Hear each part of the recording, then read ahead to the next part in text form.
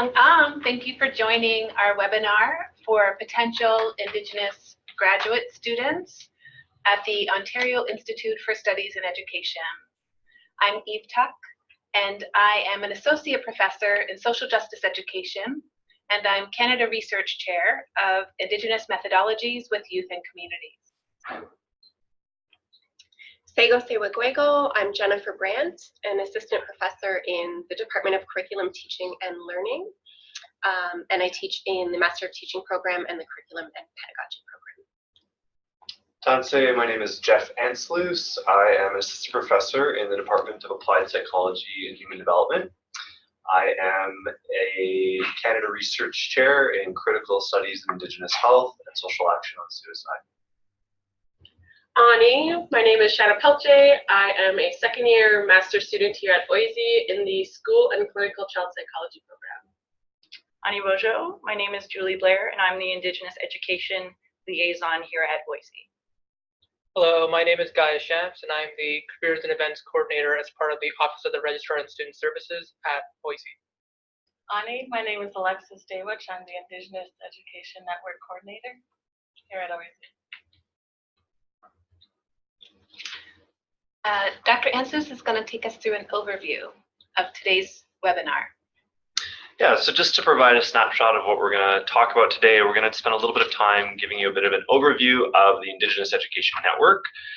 You're going to get the opportunity to get to know a current student, Shanna Peltier, and meet my colleagues, my faculty colleagues here.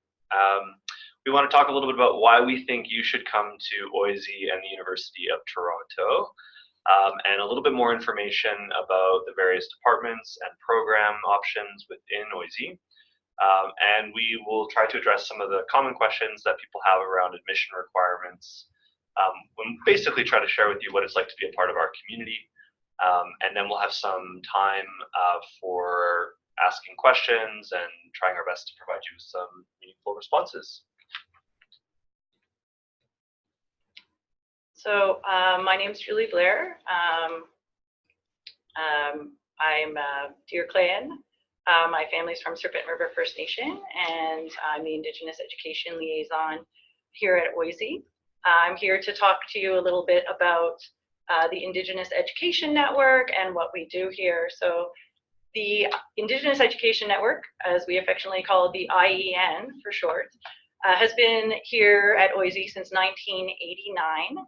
It was started by a group of students, staff, and faculty who wanted to work to advocate for Indigenous education inclusion and hiring more Indigenous staff. And now, 30 years later, here we are supporting Indigenous graduate students and a few other things. I'll take you through what else we do. So, as I said, it's our 30th anniversary this year. The IAN's 30th anniversary series offers a space for scholars and knowledge keepers to share their vision for the future of Indigenous education and research. The lecture series allows for people to network and engage with one another. Each lecture also involves a lunch or a dinner with speakers just for Indigenous graduate students. And all of the IAN's 30th anniversary lectures are free and open to the public. We also have, the IAN also offers a space for Indigenous students to work, relax, and build relationships. We offer lockers, computer and printer access, coffee, tea, and snacks to support the well-being and academic success of Indigenous graduate students at OISE. So we have a lounge area, a large meeting room, access to a microwave, coffee, and tea. The IAN also hosts a range of gatherings throughout the academic year that welcome guest speakers to share knowledge from a range of nations and disciplines. Socials, student lunches, game nights are also organized to bring people together across the OISE community. So these photos are from some of our game nights and our Rock Your Mocks event, where we came together to celebrate Indigenous presence at U of T.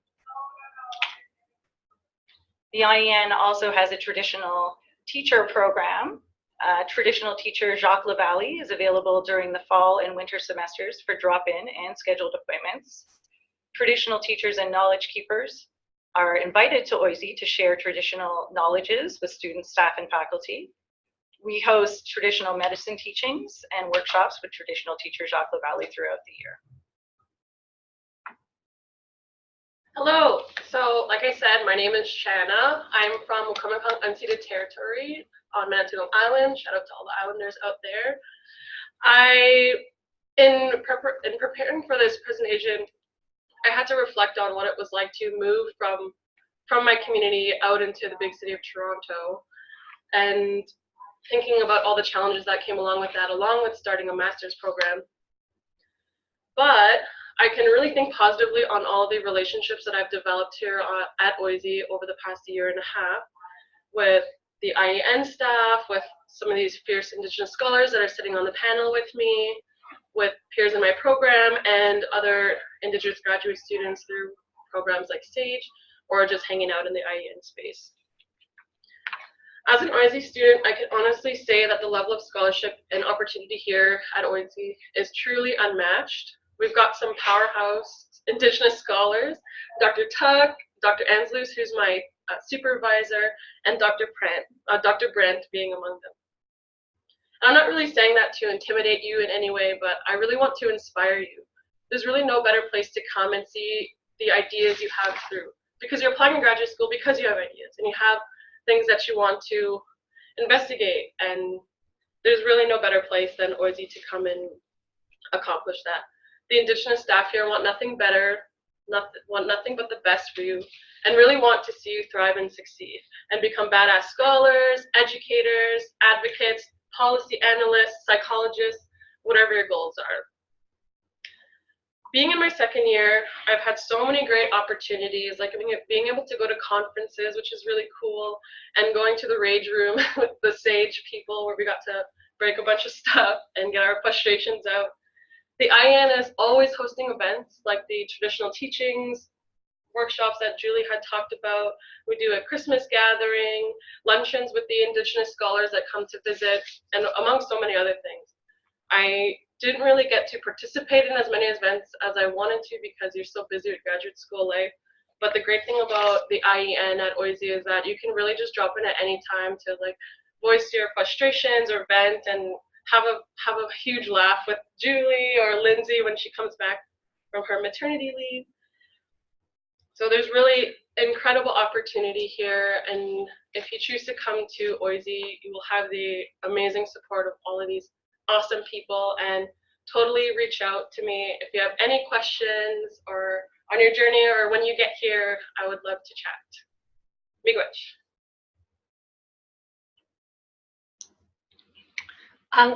My name is Eve Tuck, and I will share a little bit with you about reasons that you might join our community at OISE from the perspective of being a faculty member.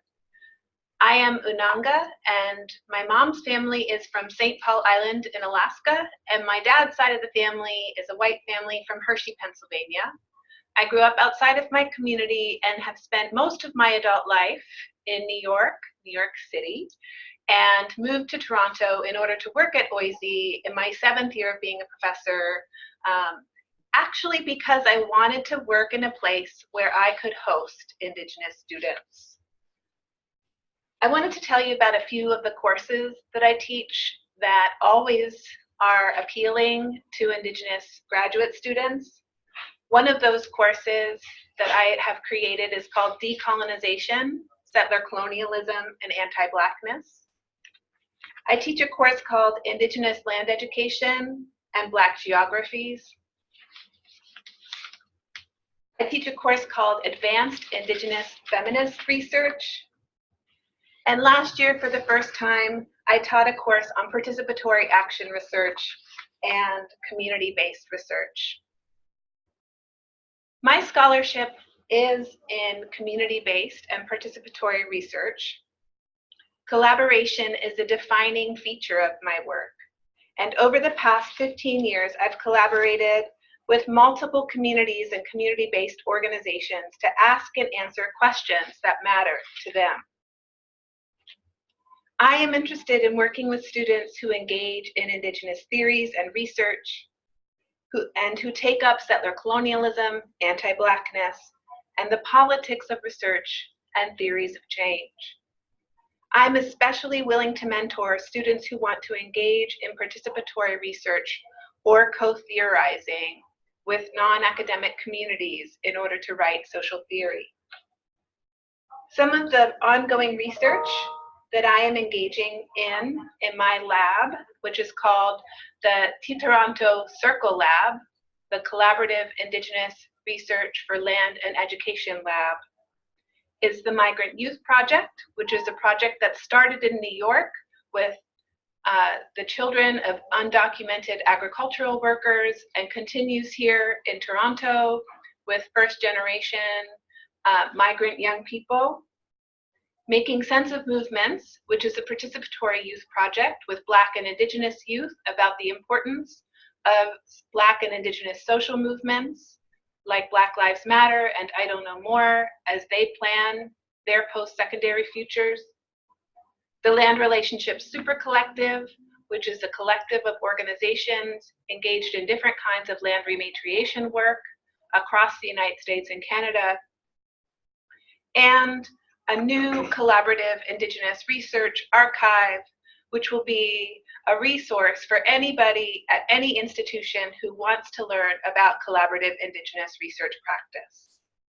We host lots of events here at OISE, and Indigenous students are always having leadership in creating and coordinating those events. We are very much at work right now and getting ready to host NASA, the Native American and Indigenous Studies Association Conference. But we also have lots of smaller conferences. A few years ago, we had a summit on mentoring Indigenous graduate students, and graduate students had a major role in planning that event. With students here, I run a podcast that's called The Henceforward, and I invite you to check that out. And students who work with me are very involved in publication. My colleague Wayne Yang and I are the co-editors of a book series with Routledge called Indigenous and Decolonizing Studies in Education. And students have had the roles of managing editors, working with Indigenous authors in order to bring their books to the world. I'm going to pass it now to my colleague, Dr. Jeffrey Anslus, to share about his work. Oh, I just noticed that photograph. It's a long time ago now. Hi, everybody. I'm Jeff. I'm going to share a little bit about my research program and a bit about the courses that I teach and the types of students I'm really excited to work with here at OISE in the coming years. So I teach in the Department of Applied Psychology and Human Development, which has a number of different programs. And I supervise graduate students across all of those programs, and I also participate in co-supervision with students across the various departments at OISE. So even if you're learning about some of my work and you're interested in some of my work and you're like, but I don't have a background in psychology, that's okay. We might still find a way to work together here. But I teach courses that are focused really on two different components. One is focused at the intersection of bringing Indigenous knowledges and reflecting on the lived experiences and society of Indigenous peoples into conversation with applied psychology and education. So I teach a course called Indigenous Healing and Psychology and Education. I teach a course on social dimensions of Indigenous peoples' health.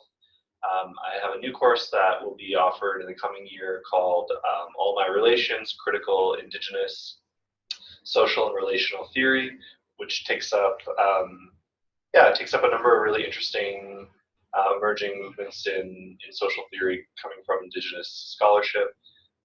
And then I also teach courses that are really focused on the development of professional skills for those individuals working in education, social services, and psychology.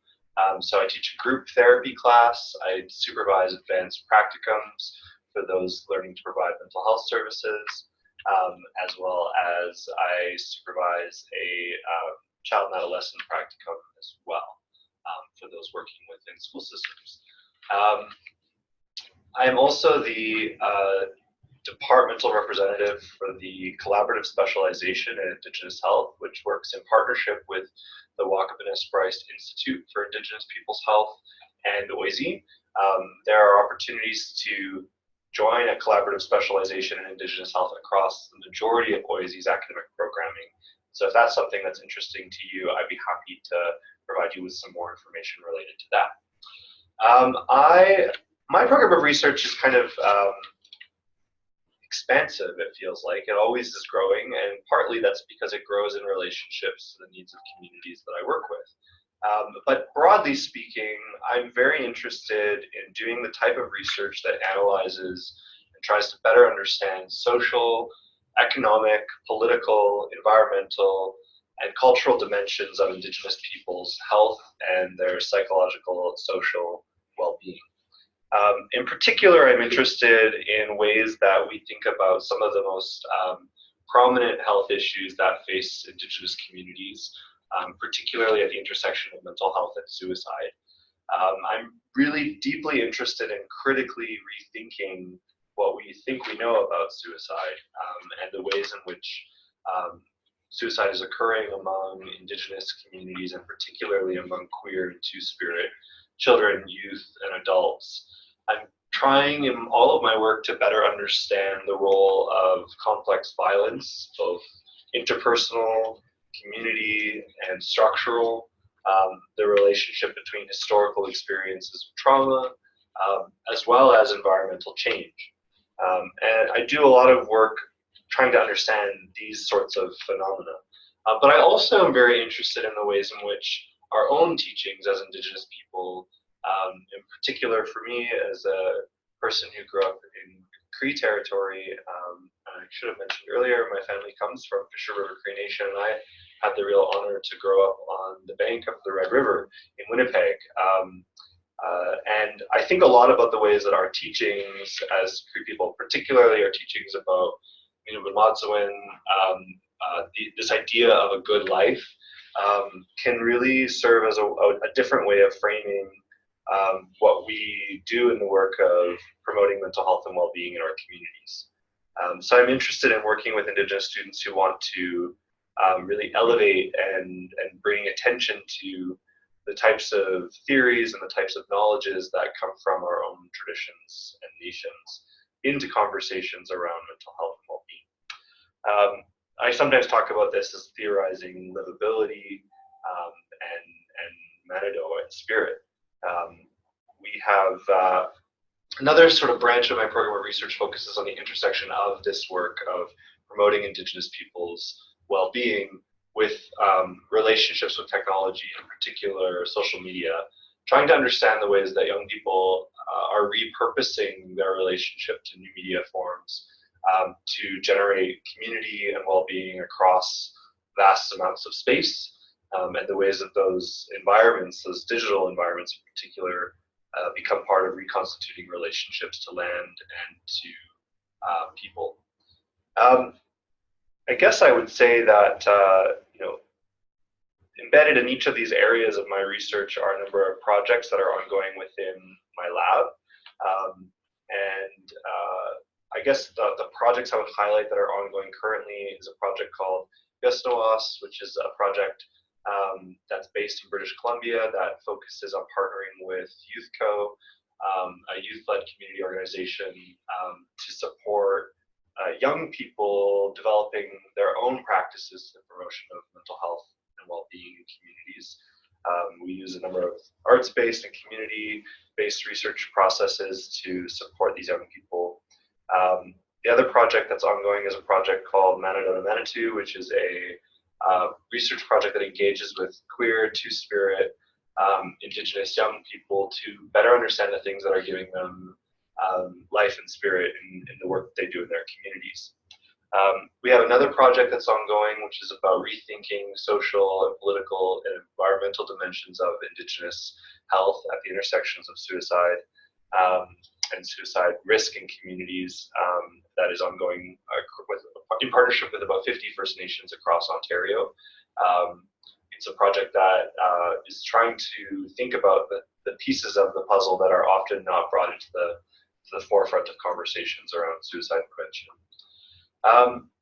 And then the last area that I wanted to highlight is a project called the Twitter Collaboratory, which is a project that brings together 3 different network-based communities of Indigenous social media users to think about artistic resurgence in digital spaces, language, learning, and revitalization projects within digital spaces, and political and social organizing around livability in digital spaces. That is a project that is ongoing in my lab as well. I guess I covered research and teaching. I think I'm done. And thank you so much for being here with us today. I'm always open to chat with you some more, and thank you for taking the time to come and listen to us. Next is Dr. Brand. Sego, Sewagwego, Jennifer Yunyat, Skatnegahoganii, Tiandanega Nidawagenu. So thank you for joining our webinar. I'm going to be sharing a little bit about the courses that I teach and the research that I'm currently working on.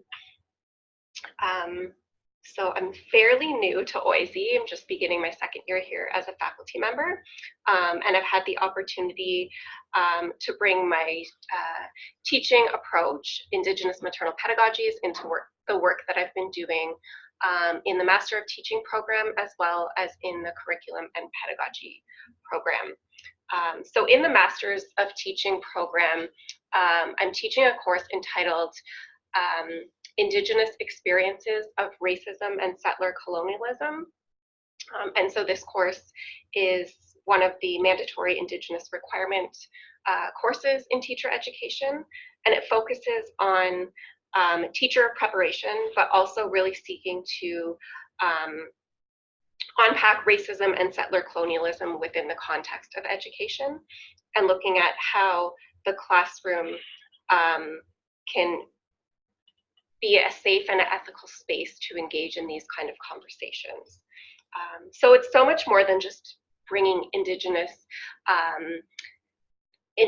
cultures and celebrating Indigenous cultures in the classroom, but it's also kind of troubling a history of racism and settler colonialism and the way in which space is negotiated in classrooms. The other 2 courses that I teach are in the Curriculum and Pedagogy program, and they're graduate seminars. So I'm teaching a course called Indigenous Maternal Pedagogies, Teaching for Reconciliation. And this course draws from my dissertation work on Indigenous maternal pedagogies, which is essentially a teaching practice that kind of explores the relationship between mothering, teaching, and learning, and promotes various forms of agency, advocacy, and activism in the classroom. So Indigenous maternal pedagogies is an approach that embraces the whole student within educational context. It draws from Indigenous-centered worldviews and kind of extends that to the field of maternal pedagogies. It encourages anti-racism and ethical dialogue between all learners in the classroom. And some of the things that I focus on are the ways that we can bring in Indigenous narratives and story work, look at colonial histories, look at moving beyond empathy to teaching topics such as residential schools, ongoing structural violence. But really it's about engaging students in what matters most. So what's happening in their communities and the ways in which they can bring that into the classroom space. So it's about kind of aligning with their educational desires and visions and kind of working that into classroom assessment practices. So it's a very organic course. The second course that I actually just started teaching is entitled Structural and Colonial Violence, Educational Responsibilities and Complicities. And so this course draws from the field of critical and Indigenous pedagogies to draw attention to the ways in which structural and colonial violence against Indigenous peoples, worldviews, customs, and beliefs is manifested in schools. It's taught through a pedagogical framework that encourages anti-racist and ethical dialogue between Indigenous and non-Indigenous learners. So this is also a space where I bring in my expertise on Indigenous maternal pedagogies and encourage students to become agents of social change through different modes of activism that raise awareness and social justice for Indigenous peoples. In this class, we're currently reading Tanya Talaga's book on Seven Fallen Feathers, and then we'll be reading Marie Batiste's book on decolonizing education. My current research project kind of draws from my teaching experiences, teaching Indigenous mandatory or Indigenous requirement courses in teacher education. So I have experience teaching these type of courses in Winnipeg and also now here at OISE. And so the title of that research study is called Indigenous Student Experiences Post-TRC, the Indigenous Requirement Course in Teacher Education. And the purpose of this is to again, build on my doctoral research on Indigenous maternal pedagogies and explore the experiences of Indigenous instructors who teach and also Indigenous students enrolled in these mandatory Indigenous requirement courses within teacher education across Canada. And so my intention is to do this within the lens of establishing cultural safety and ethical space in the classroom, but also focusing on how cultural identity is negotiated, as well as how visions of holistic well-being may or may not be negotiated in these spaces. Kind of, as I mentioned, like I'm drawing on my own teaching experiences, and that's what planted the initial seeds for this study, because I find in these courses, there's a lot of tension, particularly around this course being a mandatory course. Predominantly, I'm teaching this content to non-Indigenous students, and so I really want to look at the way Indigenous students experience these courses, as I mentioned, within the lens of cultural safety. And I'm really extending on the work of Métis scholar Adam Gaudry, who wrote, "If done improperly, educating a large number of non-Indigenous students can come at the expense of Indigenous ones. These content requirements cannot center non-Indigenous students and their learning experiences. They must privilege Indigenous experiences and provide spaces for Indigenous student voices to be heard and respected." And so oftentimes these courses can become a site of colonial violence for Indigenous learners. So I'm really interested in looking at the way pedagogical strategies that can offset that type of violence in the classroom. And I'm really interested in working with students that kind of share interest in Indigenous approaches, again, to negotiating spaces in education, all levels of education, and kind of I'm also interested in another area of that I focus on is Indigenous women's literatures. And so looking at how Indigenous women's literatures serve as creative acts of resistance. Nyawe, thank you, and I look forward to meeting you when you join us at OISE. Hi everyone, my name is Guy Shams and I'm the Student Careers and Events Coordinator here at OISE. I'm also an alumni of OISE as I completed my Master's of Education in Higher Education. And today we're going to talk about certain things like why should you consider OISE and U of T, some of the student services that are offered here, the degrees that we offer, as well as our 4 incredible departments and the 12 programs offered within them. So let's take a look.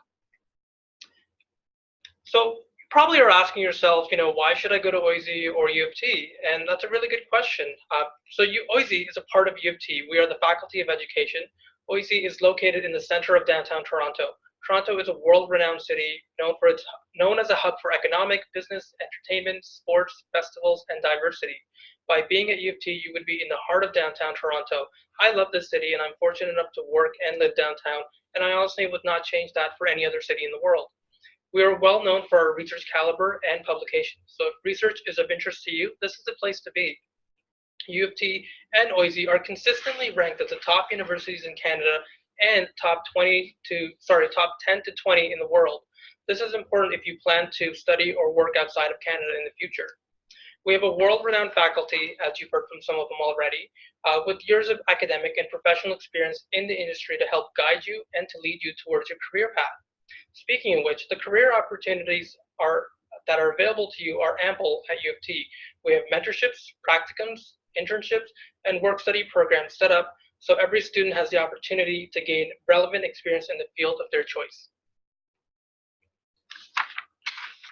So along with the IEN, which you've learned about so far, we also offer a number of different unique student services here at OISE and U of T. Health and wellness, accessibility services, First Nations House, family care, the Multi-Faith Center, Sexual and Gender Diversity Office, Anti-Racism and Cultural Diversity, academic writing support, and many more. Here at OISE, we offer 5 unique degrees. So the Master's of Arts is perfect for those that are interested in graduate studies and also want to focus on research. The Master's of Teaching is perfect for those that are looking to gain better understanding from a graduate level perspective and also want to become teachers in the elementary or high school. And through this program, you would graduate and be OCT certified. OCT stands for the Ontario College of Teaching. The Master's of Education is perfect for those that are already in the industry and are looking to move up within their field and gain more knowledge.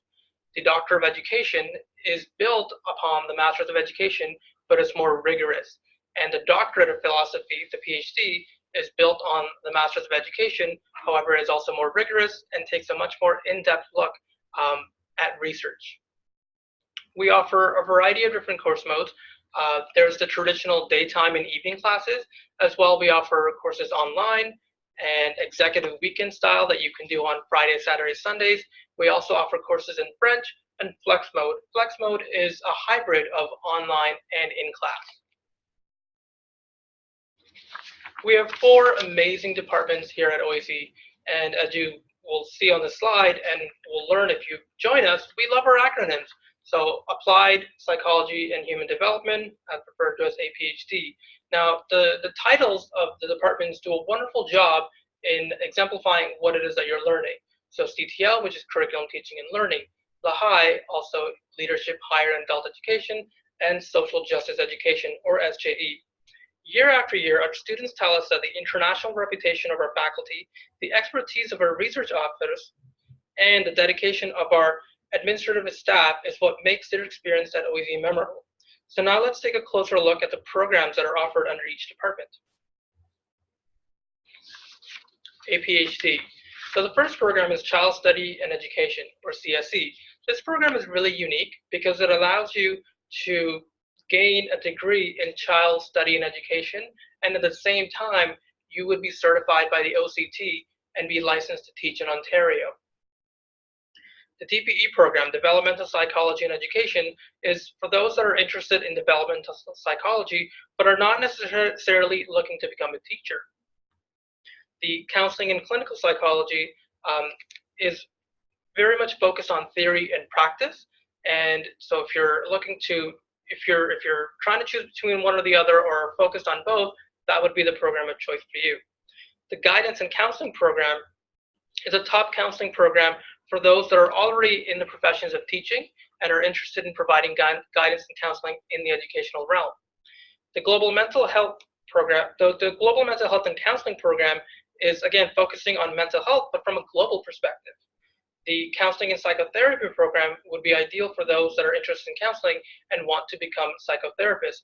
Upon graduation from this program, you would be recommended to gain your licensure as a psychotherapist. The School and Clinical Child Psychology program, or SCCP, is similar to the Clinical Psychology program. However, this one is focused much more on youth and adolescents.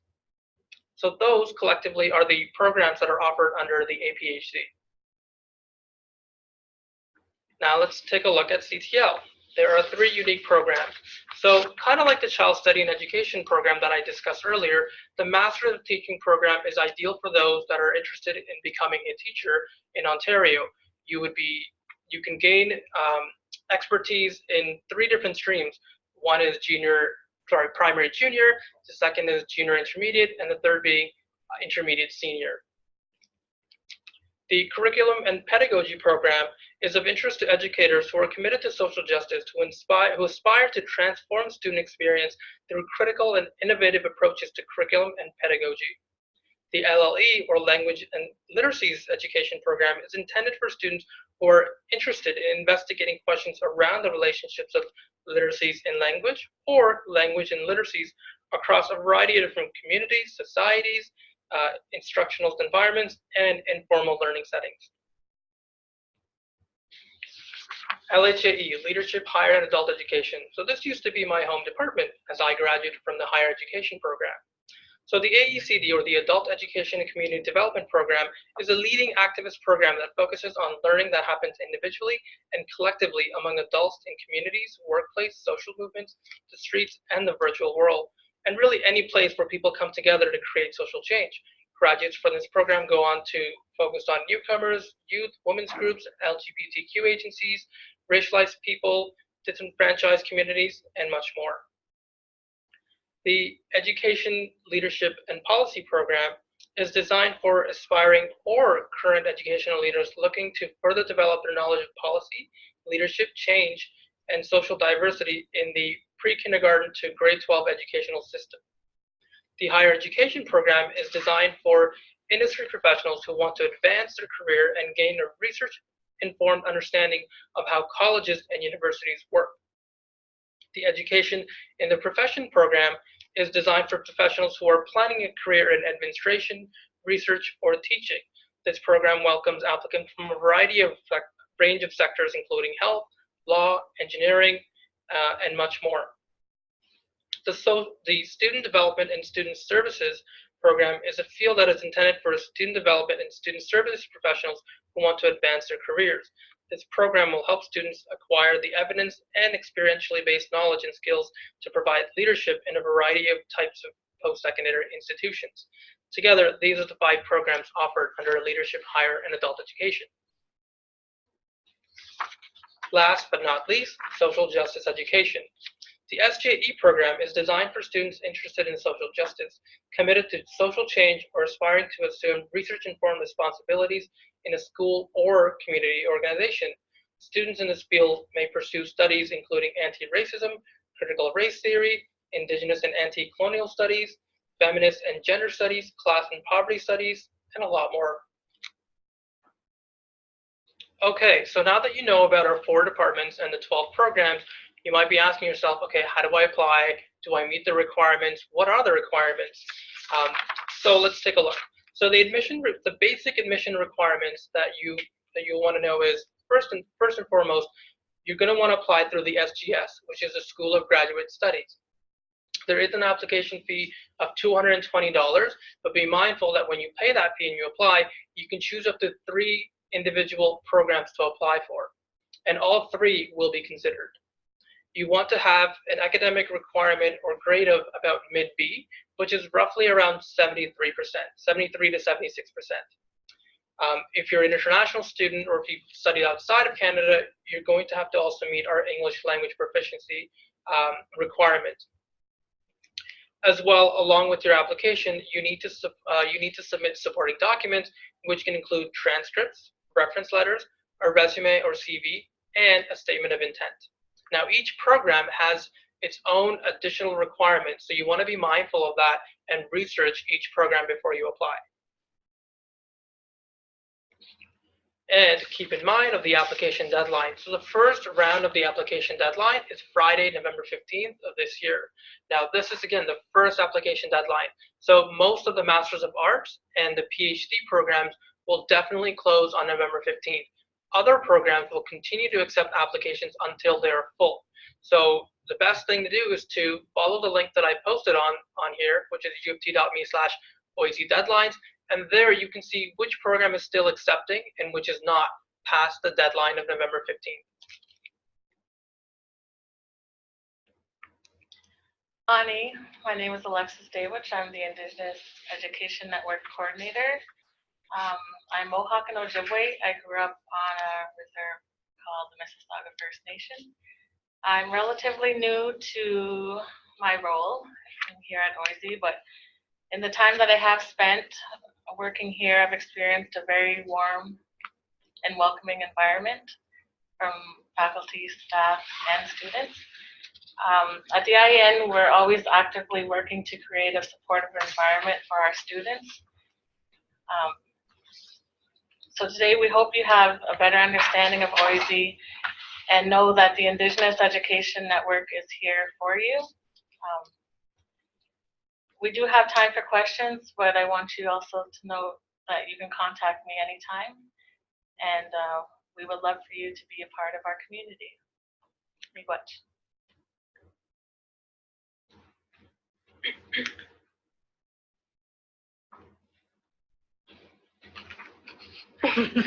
Hello. Hi again, I'm Eve Tuck, and now I'm going to facilitate some conversation with the panelists. Oh, I see that Alexis is not on the camera, but I don't know how to fix that. Maybe Alexis can fix that. I think when Alexis talks, the camera will. Oh, okay. I won't be distracted by that then. I wanted to first let you know that 4 of our Indigenous faculty colleagues have not been able to join the webinar today. They are outstanding scholars, and I hope that you can take some time to check out their faculty profiles. You can do that by Googling their names and OISE, and usually their faculty profiles will show up, but also you can find these on the Indigenous Education Network website. Our colleagues are Jennifer Wemigwans, Dr. Jennifer Wemigwans, Dr. Martin Cannon, Dr. Sandra Stiers, and Dr. Stephanie Waterman. I thought that we could have a conversation about any insider knowledge or insider tips that you would like to share with people viewing our webinar. I know that there are a couple of insider tips that I have. Many people don't know that when an admissions committee is reviewing an application, they are not reviewing the demographic information that you could submit alongside your application. And so you might, in the demographic section, indicate that you are Indigenous, but we won't see that part until after the admissions decision is made. And so if you are wanting to let us know that you are an Indigenous person as part of your application process, it's important for you to talk about your relationship to your community and the ways that you are connected to community in your application statement. The second tip is related to that, and that is, do not say that you are an Indigenous person if you are not an Indigenous person. It's not okay to try to game this moment or game this system because you think that that will be an important way for you to access admission. It's important for you to not lie in your application statement, and it's important that you do not claim a long lost fabled ancestor, but instead understand that we are referring to indigeneity as ongoing and contemporary relationships with Indigenous communities. Now, of course, we live in a settler colonial society in which removals have happened and in which people have been taken away from their families and for various reasons are not in good relationship to their families and communities. And that is not what we are talking about. We are talking about people who are using indigeneity in a fraudulent way, and that is not invited as part of our application process. Another tip that I think is useful for people as they are making a decision about the programs that they're applying to is that there are programs that are, for the most part, course-based programs, and there are programs that are thesis-based programs. And our course-based programs are programs like the Masters of Education, which I think is a part of most of our departments.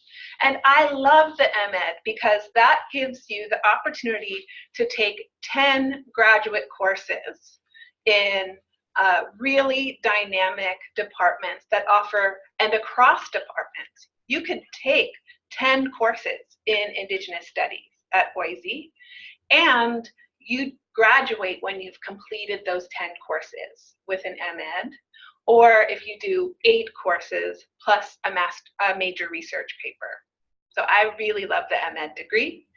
But a thesis degree is a different kind of degree. That is a degree like the MA or the PhD or the EdD that requires a major piece of research and a major written document that comes, that is a discussion of the research that you have done. And a thesis-based degree is something that requires a supervisor. It's different than any other kind of education that you may have experienced up until now, in which you are working alongside somebody who is guiding your work.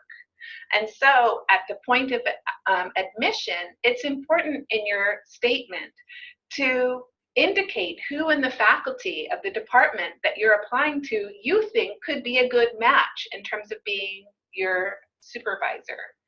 I recommend naming 3 people, and in each instance, make a case for why you think that you and that faculty member could be a good match. So I wanted to open it up to see if there are other inside tips that you have, or insider information or knowledge that you might share with people who are attending the webinar.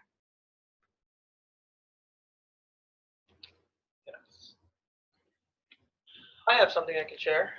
So I think it's really important when students think of OISE or graduate studies, what they focus on is academia and research. And that's really important, absolutely.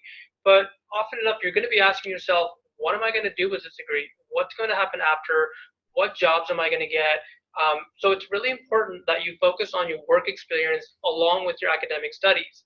So I can't stress enough how important it is for you to develop work experience. You know, if you're continuing your master's degree and you're considering a doctorate education, great, you should do that. But be mindful of work experience. It's really important that you have the combination of both experience along with your academia in order for you to get the ideal job that you want. And so while you are studying at OISE, it's important that you gain either part-time experience or volunteer, or be very mindful of our work study program. There's over 3,500 different positions available to all U of T students.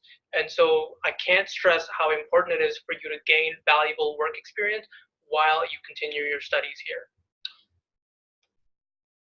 Yeah, I think I have a tip. I don't know if it's a tip, it's a thought. I would never in a million years imagine I could have got into grad school. I think for me and the life that I have lived, it just wasn't even on my radar as something possible. Going to university was something I thought I'd achieve. And I think what's probably true of every Indigenous faculty member on this webinar today is that somebody held a door open for us, that somebody, I actually get really emotional thinking about it, but like that somebody got in our corner and advocated. And I guess that, yeah, I work at OISE as well because I want to work with Indigenous students. And I think that some of the ways we talk about admissions, grades, experiences, sets up this like heightened wall of anxiety around like, will my efforts, the cost, $200 is a lot of money. The cost, like, will my efforts be worth it? Like, is this a worthwhile risk to take? Putting myself out there to have somebody that I'm never going to meet evaluate an application. It's kind of a scary thing. So I just want to like validate that, and a tip being like, you're not alone in that experience, and that's a really normal feeling to have. But I guess a tip that I would say is like to reach out, to try to build a relationship to one of us as you're submitting your application. It's not a guarantee of anything to to build relationships with any one of us that we're going to be like, oh, I met that student and now they're going to come in. It's not like that, but what it does is it helps establish a relationship, and it's kind of it's a way to sort of invite people into your corner. It's a way to encourage an opportunity for somebody to see you outside of just an application. So I think that's a really good practice, is to reach out to a faculty member. And if you don't hear back the first time, it's probably not because you're being ignored. It's probably because it got lost in an email. So don't be afraid to reach out more than once. I think the other thing to do is that if you have mentors in your community or in your undergraduate degree program that you felt like were in your corner, I think those are really good people to speak to say like, hey, I'm thinking of applying to OISE. Do you know anybody at OISE? Would you be able to speak to anybody at OISE about my application?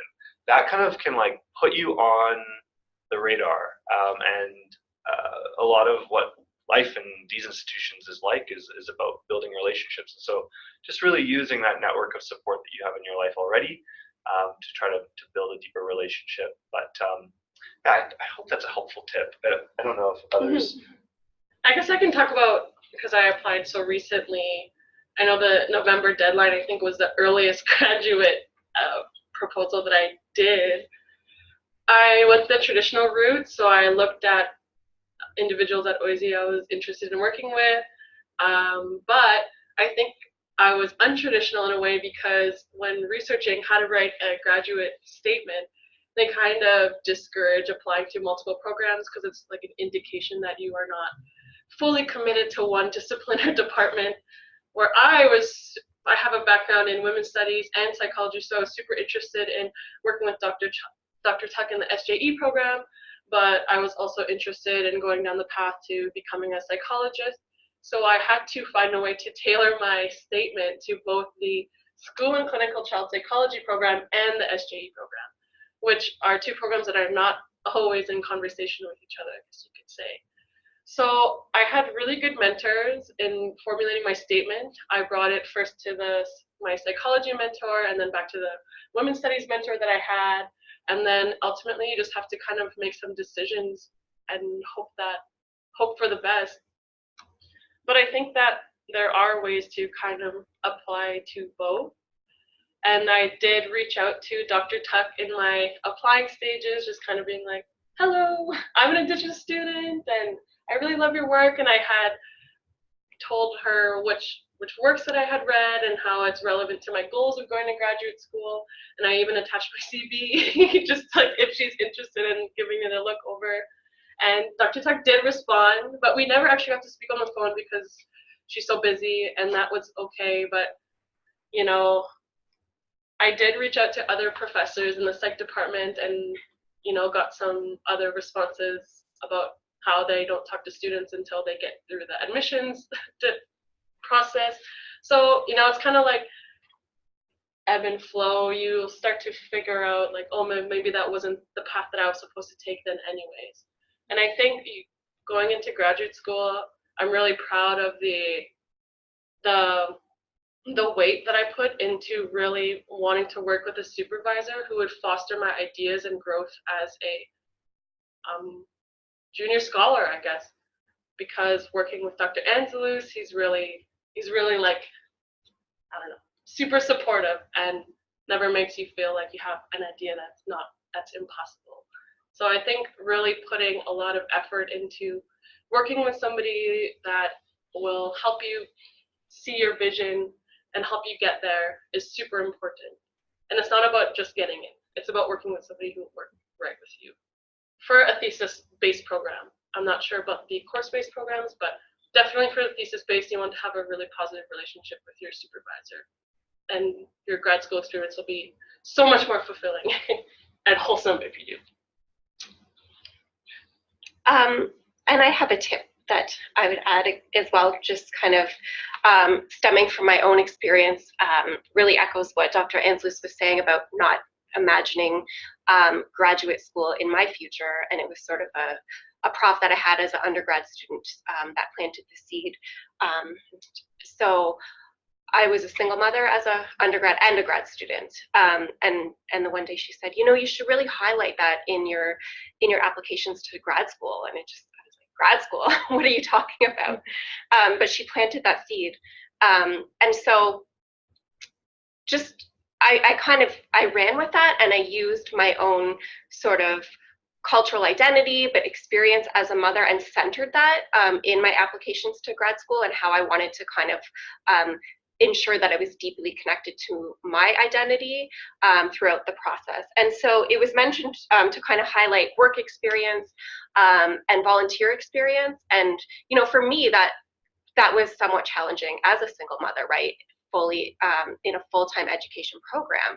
And so I know that there are a lot of other Indigenous students that can relate to that.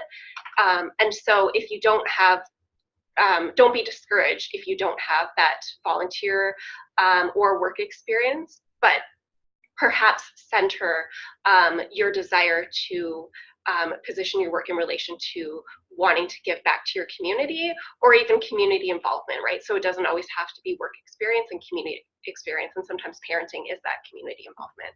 So I just wanted to add that as well. I mentioned the Summit on Mentoring Indigenous Graduate Students earlier in my comments, and at one point in that event, we were talking about the idea that for many Indigenous students, they have been explicitly told by somebody in their life, hey, you should go to graduate school. And so there was a moment, and this was a room that had more than 100 graduate students, Indigenous graduate students and Indigenous faculty members in the room. And so I asked the question, who is here because somebody told you that you should go to graduate school? And nearly everybody in the room raised their hand. And so this is both for Indigenous people who have had somebody in their life say, you should go for this. But then also those of you who are professors who are maybe watching in order to think about how to mentor the students that you're working with as undergrads into a graduate program. Tell people when you see that this could be a possibility for them. And if you haven't had that kind of mentor so far in your life, and it feels like you haven't had people in your corner, then you need to be in your own corner and tell yourself this is something that you can make happen. I wanted to see if there's any final words that people on our panel have as we close out our webinar. Thank you all for participating, and thank you for spending time with us today. What would you like to say to people who are considering applying to OISE? I would say apply, apply, apply. I think that's, it's not just because we want you here, but because you are worthy and because you can do it. It's kind of echoed today that, you know, a lot of people feel like they didn't belong here, and that's true. You're going to feel like an imposter. You're going to feel like you may not be good enough, or you might be intimidated, but you will never know unless you try. And so you have to take your best foot forward. Contact us, let us help you, let us be part of your journey, and believe in yourself and apply, apply, apply. I think we're building something very special at OISE. I don't really know exactly how to describe it yet, but it's somewhere else. I think a lot of Indigenous scholars at OISE, you know, we are writing in the shadow of empire building. We're writing against colonial violence. We're writing against anti-Blackness, anti-Indigenous racism. We're writing against misogyny and heteropatriarchy. We're writing against the marking of Indigenous people's bodies as disposable. And that to me is like really difficult work that really questions the value of a university at some level. But what I love about this place is that in the midst of this university, we're also generating in our relationships with each other and the scholarship that's being produced here. I think we're generating elsewhere. So we're generating a university for and by Indigenous people. And so when I think about the prospect of you applying to OISE, when I think about getting the honor to read your applications, I just really get excited by what's possible if you join us. I get really excited about like where we could go, what different ways of being in relationship in a university are possible by your presence with us. And that only happens if you apply. But I really think that what's possible in the future of Indigenous studies, in the future of Indigenous education, in the future of Indigenous health, is it rests on whether we can have people like you come and shape that future. So for that reason, I'm very invested in reading your application. And just to add to that, like when I was going through grad studies, there wasn't a single Indigenous prof in my department, and here we have an entire team of us. So that's really excited. That's really exciting. Sorry. So yeah, we look forward to your application. Kagasagung for watching our webinar. Please reach out if you have any questions. There's information about how you might do that. Keep in touch.